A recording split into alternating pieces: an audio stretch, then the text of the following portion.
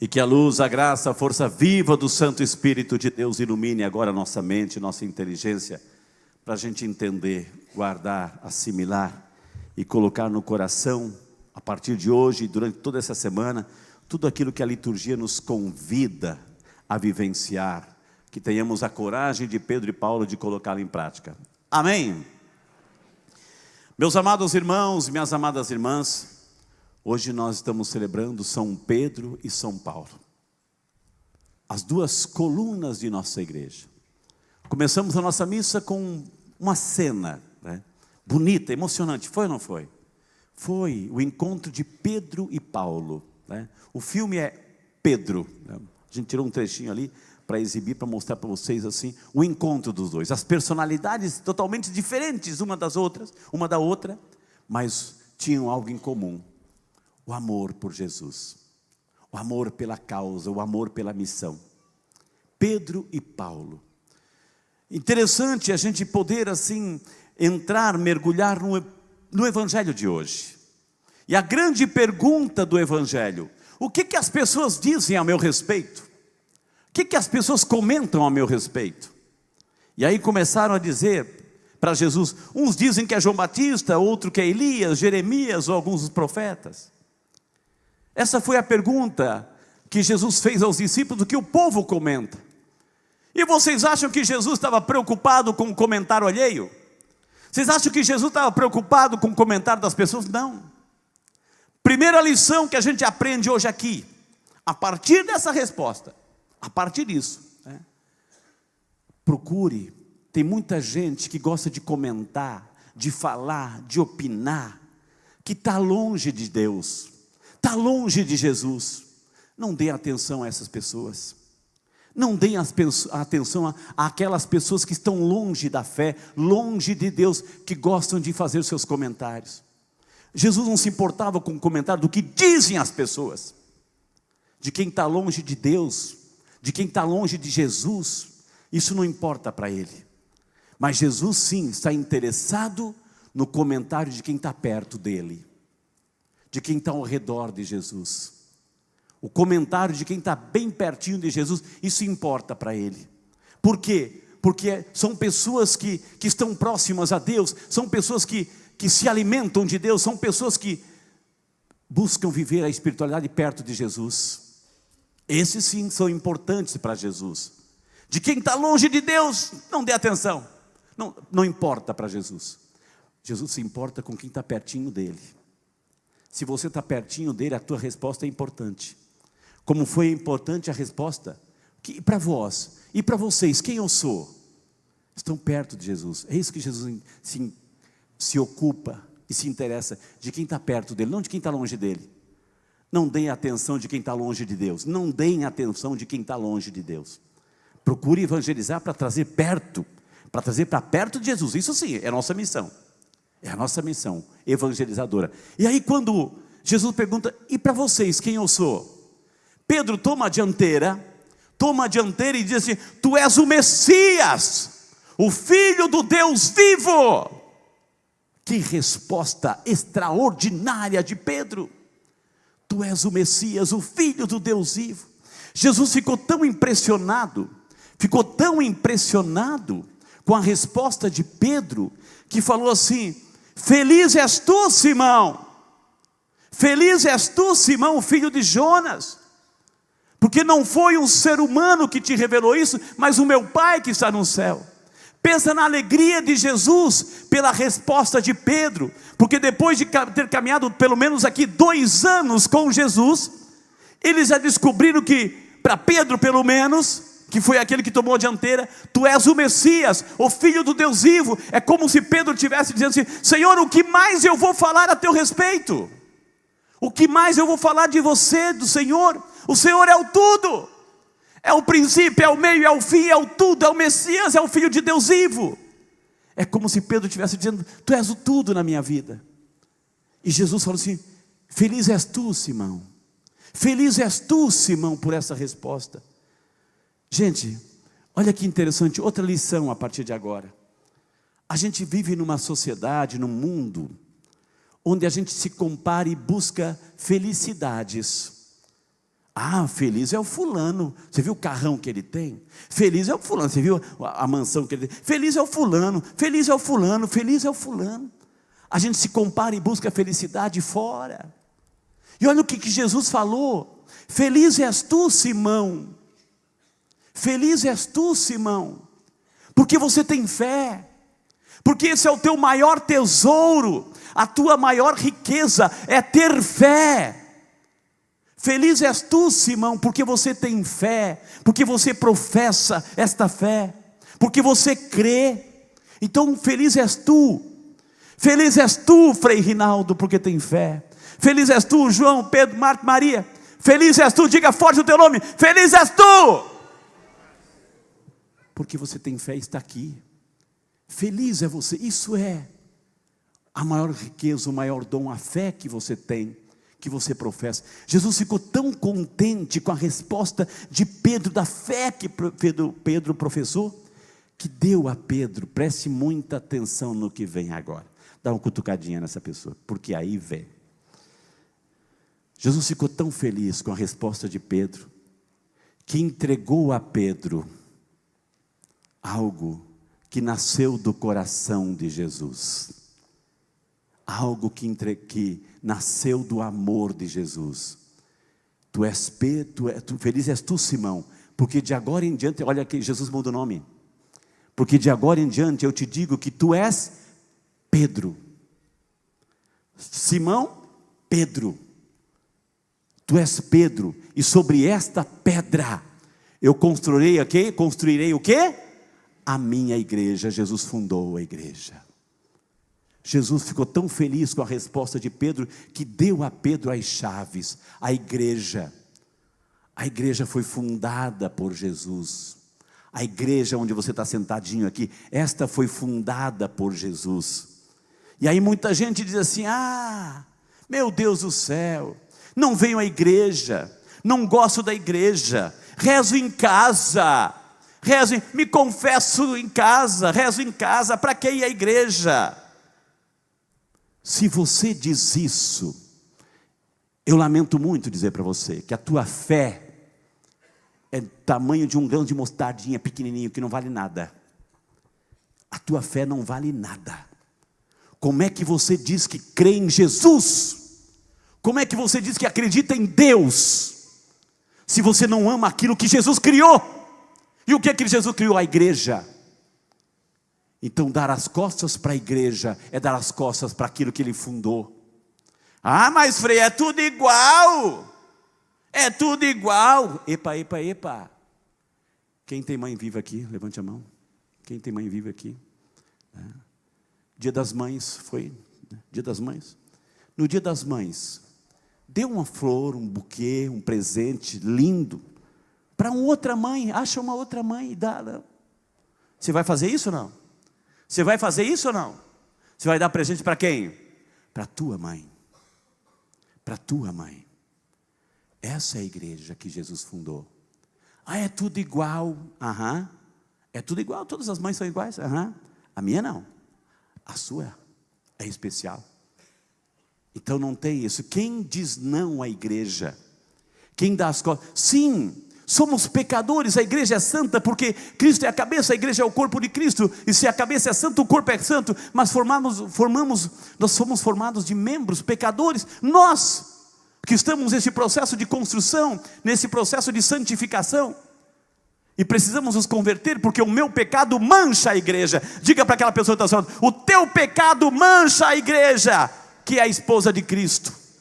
Então te esforce e para de pecar, porque o teu pecado mancha a igreja. Então eu não posso, sim, mas é a única instituição. Desde o momento em que Jesus falou: tu és Pedro, e sobre essa pedra eu vou construir a minha igreja, e as portas do inferno não vão prevalecer sobre ela. Cita uma outra instituição, uma outra entidade, porque não é humana, que subsiste há 2000 anos de história. Cita um império, um poder, sei lá, não tem, porque todos surgiram e morreram, a igreja permanece, porque as portas do inferno não prevalecerão sobre ela. Então dar as costas para a igreja, ou querer trocar de igreja e dizer que é tudo a mesma coisa, você já tem um exemplo da mãe. E olha que interessante, Jesus entrega para Pedro as chaves. Quantas chaves tinham no molho de Pedro? Quantas chaves tinham no molho de Pedro? Quantas chaves? Dou-lhe uma, dou-lhe duas? Quantas chaves? 7. 7 chaves tinham no molho de Pedro. Jesus entrega para Pedro 7 chaves. O que são as 7 chaves, minha gente? O que são as 7 chaves? Os sacramentos. Os sacramentos. Jesus entrega a Pedro as chaves e vai dizer: as chaves, a porta de tudo isso é o batismo. Abra a chave do batismo para as pessoas entrarem para a igreja, para fazerem parte dessa igreja. O batismo nos coloca dentro da igreja. E aí a gente tem os outros sacramentos, e dos outros sacramentos a gente pode aqui destacar 2. A Eucaristia, por isso que estamos aqui pela missa, pela Eucaristia. Eu fico imaginando, minha gente, 2000 anos e poucos atrás, quando Pedro e os primeiros discípulos rezavam a missa nas catacumbas, só eles, os primeiros cristãos, porque era proibido. Tem alguns países que ainda é proibido hoje, porque eram proibidos de manifestar a sua fé em Jesus, rezavam escondido a missa, a Eucaristia, nas catacumbas, mas não deixaram de rezar. E foi graças a esse legado que estamos hoje aqui, sentadinhos num banco, pronto para ouvir a palavra e receber Jesus. Foi graças a esses homens que deram a vida, que testemunharam com a vida. A gente conhece a história de Pedro, lá pelo ano 64, 65 em Roma. Por isso Igreja Católica Apostólica Romana, porque os dois principais deram a vida por Jesus. E as leituras de hoje, a festa de hoje, Pedro e Paulo deram a vida por Jesus aonde? Em Roma. Pedro, quando foi preso e estava no momento da morte, ele ia ser crucificado. Ele pediu: eu não sou digno de morrer como meu mestre. Por favor, se eu posso, e naquele estado que estava Pedro, se eu puder, virem a cruz de ponta cabeça, porque eu não sou digno de morrer como o meu mestre. Deu a vida. Paulo foi decapitado em Roma, dando a vida, os dois. E a gente tem como exemplo, minha gente, o que as leituras hoje nos dizem. Preste atenção na primeira leitura que a gente ouviu com muita atenção. A primeira leitura que conta a história da libertação de Pedro em Atos dos Apóstolos. Imagine vocês, vamos nos colocar agora, se coloque no lugar de Pedro. Nesse exato momento, você é Pedro. Você está preso. Está entre 2 soldados aqui. Herodes já tinha matado Tiago. O primeiro apóstolo que foi morto à espada foi Tiago. Primeiro apóstolo. E aquilo, quando Herodes mandou matar Tiago, aquilo deu assim uma alegria para os judeus, enfim. A popularidade de Herodes estava subindo. Nossa, Herodes pensou: se eu matei Tiago, imagine se eu matar Pedro, o líder deles. Eu vou ser o top, must aqui do império. Então imagina a fama de Herodes para matar o líder, Pedro. E Pedro estava preso entre 2 soldados, amarrado. Imagine que no dia seguinte ia matá-lo. Pedro sabia o que ia acontecer com ele, porque viu o que aconteceu com Jesus. Iam pegá-lo, iam açoitá-lo, arrancar o couro, de tanto que iam maltratá-lo, porque o Império Romano fazia isso, de tanto que iam, a crueldade, o requinte da crueldade, com Pedro, líder, porque Herodes queria isso. Vamos pegar o líder. Então Pedro ia ficar extremamente desfigurado. e depois ia ser crucificado. Se você fosse Pedro, sabendo que no dia seguinte iam fazer isso com você, você dormiria ou não? Alguém ia dormir em paz nessa noite? Claro que não. Alguém ia dormir em paz sabendo que no dia seguinte eu vou ser morto? Você ia ser morto daquele jeito? Alguém ia dormir em paz? Não. E aqui diz o texto que Pedro dormia. Entre dois soldados, Pedro dormia. Um sono tão profundo que quando o anjo apareceu para libertá-lo, o anjo teve que chacoalhar várias vezes Pedro. Às vésperas de sua tortura, do seu assassinato, o anjo teve que acordar Pedro. Pedro, levanta, pega o teu cinto, pega as tuas sandálias, não esqueça a tua capa, vem Pedro. E lá vai Pedro, caminhando pelos soldados. Lá vai Pedro, livre, dormindo. E por que Pedro dormia? Por que Pedro dormia? Por isso que a gente rezou e cantou belíssimamente no Salmo 33. De todos os temores me livrou o Senhor Deus. Todas as vezes que o busquei, Ele me ouviu. E de todos os temores me livrou. Este infeliz gritou a Deus e foi ouvido, e o Senhor o libertou de toda angústia. Pedro estava dormindo, por quê?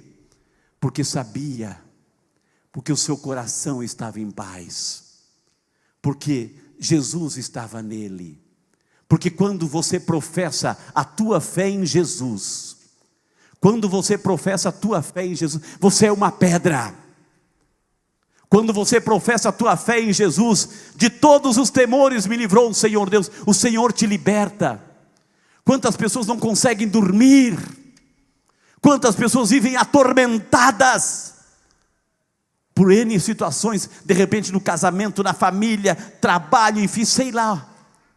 Quantas pessoas vivem esse tormento, não conseguem dormir? Pedro dormia. Por quê? Porque Jesus estava ali, ó. Porque Jesus estava dentro dele. Porque Jesus, de todos os temores, me livrou o Senhor Deus. Porque quando você professa fé em Jesus, você se torna uma pedra e enfrenta tudo que vem pela frente. Dá certeza que você não está lutando sozinho. Outro exemplo, Paulo, na carta de Timóteo, Paulo indo já para a morte, já indo para o seu martírio, de repente ele escreve uma carta, aproxima-se o momento de ser derramado em sacrifício. Pedro vai ser o seu sangue em sacrifício, ou seja, vai ser morto por Jesus. E o que ele fala no balanço da sua vida? Ah, oxalá, nós não sabemos o quando, o dia e a hora. Oxalá nós pudéssemos chegar no balanço de nossa vida, professando a fé em Jesus, sendo pedra, Pedro, e dizer o que São Paulo disse hoje: eu posso morrer em paz, porque eu combati o bom combate, me mantive em pé, completei a minha carreira, guardei a fé, essa fé da igreja, fé em Jesus, fé da Bíblia, da palavra, dessa tradição 2000 anos, eu guardei a fé. Eu não negociei a minha fé, eu não abandonei a minha fé, eu não troquei de fé, eu guardei a fé. Portanto está reservada para mim a coroa da justiça. A coroa da justiça, que o Senhor justo juiz me dará naquele dia, não somente a mim, mas também a todos que esperam com amor. Essa é a recompensa, minha gente. Essa é a recompensa. É isso que Jesus diz. Feliz és tu, Pedro, porque entendeu tudo isso. Feliz és tu, cada um de nós, que entendemos tudo isso. Não existe céu sem cruz, não existe ressurreição sem Calvário, mas a recompensa está aqui. Está reservada para mim a coroa da justiça, que me dará o Senhor justo juiz naquele dia. Então, meu amado meu irmão, minha amada irmã, hoje nós temos também a oportunidade que, como cristãos católicos, de uma igreja fundada por Jesus, aprendemos que dar as costas para a igreja, diminuir a igreja, criticar a igreja. Você está se criticando, você pode até criticar a igreja, desde que você não seja ela. Porque se você é igreja, você também é convidado a se converter e fazer conversão. E ser instrumento. A pergunta que o Evangelho hoje faz, e com isso eu termino: quem é que você está levando para o céu? Quem é que você está levando para o céu? Quem é que você está fazendo um esforço tremendo, danado, para levar para o céu, para trazer para a igreja? Essa igreja que você não vai dar as costas, porque foi a igreja que Jesus fundou. E dar as costas para a igreja. Por isso que Jesus hoje te dará as chaves. Tudo que tu ligares aqui será ligado lá. Tudo que tu desligares aqui será desligado. O sacramento da confissão. O sacramento da confissão, da reconciliação. Eu peço perdão a Deus. Eu estou em casa, eu peço perdão a Deus. Pede, temos que fazer isso. Você tem que fazer isso todo dia, pedir perdão a Deus. Todo dia. Mas existe uma diferença. Uma das chaves que Jesus entregou para Pedro é a chave da confissão. Porque quando você pede perdão diretamente para Deus, eu duvido que você vai ouvir a voz de Deus: oh, meu filho, minha filha, obrigado pela tua confissão, eu te perdoo. Duvido. Agora, quando você está num sacramento da reconciliação, num confessionário, o sacerdote, ali em pessoa de Jesus, ele vai te dizer: eu te perdoo, eu te absolvo em nome do Pai, do Filho e do Espírito Santo. Aí você vai sair com a alma lavada. A tua conta, a conta de pecado diante de Deus foi zerada. Uma das chaves. Então não dê as costas para a igreja, não dê as costas para Jesus. Temos exemplos, temos dois exemplos, dois grandes exemplos, que deram a vida, deixaram esse legado para a gente estar aqui hoje, celebrar a nossa fé. Amém. Amém. Amém.